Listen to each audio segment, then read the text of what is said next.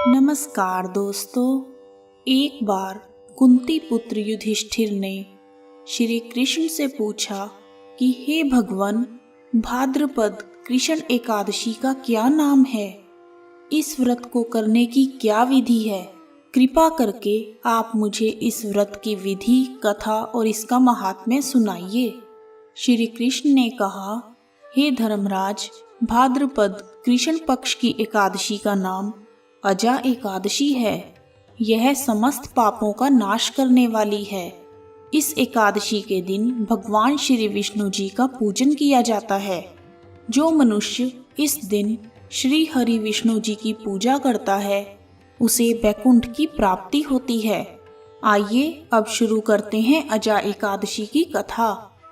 सतयुग में सत्यवादी हरिश्चंद्र नाम का एक चक्रवर्ती राजा राज्य करता था।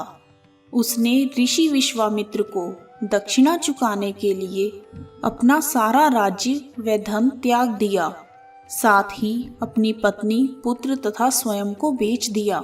वह राजा चांडाल का दास बनकर सत्य को धारण करता हुआ मृतकों का वस्त्र ग्रहण करता रहा, मगर किसी प्रकार से वह सत्य से विचलित नहीं हुआ। कई बार राजा चिंता के समुद्र में डूबकर विचलित होकर विचार करता था कि मैं कहाँ जाऊं, क्या करूं, जिससे मेरा उद्धार हो। इस प्रकार राजा को कई वर्ष बीत गए। एक दिन राजा इसी चिंता में बैठा हुआ था कि गौतम ऋषि वहां आ पहुंचे। राजा ने उन्हें देखकर दंडवत प्रणाम किया और आप बीती सारी दुख भरी कहानी कह सुनाई। राजा हरिश्चंद्र की बातें सुनकर गौतम ऋषि कहने लगे, हे राजन, आज से 7 दिन बाद भाद्रपद कृष्ण पक्ष की एकादशी आएगी। इस एकादशी को अजा एकादशी कहा जाता है।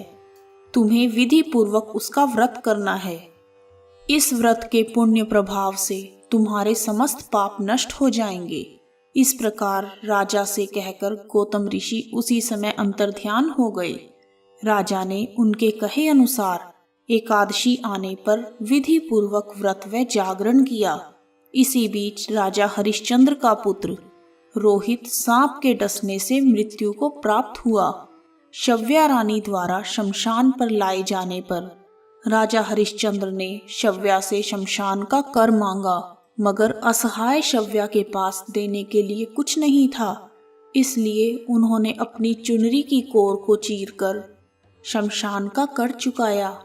सत्य तथा व्रत के प्रभाव से राजा के समस्त पाप नष्ट हो गए।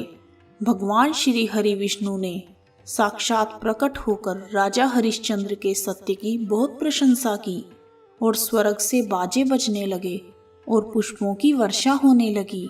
भगवान की कृपा से राजा का पुत्र जीवित हो गया और एकादशी के व्रत के प्रभाव से राजा को पुनः राज्य भी मिल गया। फिर वह तीनों चिरकाल तक राज्य सुख भोग कर अंत में स्वर्ग को प्राप्त हुए। हे धर्मराज, यह सब अजा एकादशी के व्रत के प्रभाव से ही हुआ था। जो मनुष्य पूरे मन के साथ विधि पूर्वक इस व्रत को करते हुए रात्रि जागरण करते हैं, उनके समस्त पाप नष्ट हो जाते हैं। वे सुख समृद्धि से अपना जीवन व्यतीत कर अंत में स्वर्गलोक को प्राप्त होते हैं। इस एकादशी की कथा को सुनने मात्र से ही अश्वमेध यज्ञ का फल प्राप्त हो जाता है। कथा समाप्त। कहानी सुनने वालों का भी भला और सुनाने वालों का भी भला। जय श्री हरि विष्णु भगवान। ओम नमो भगवते वासुदेवाय।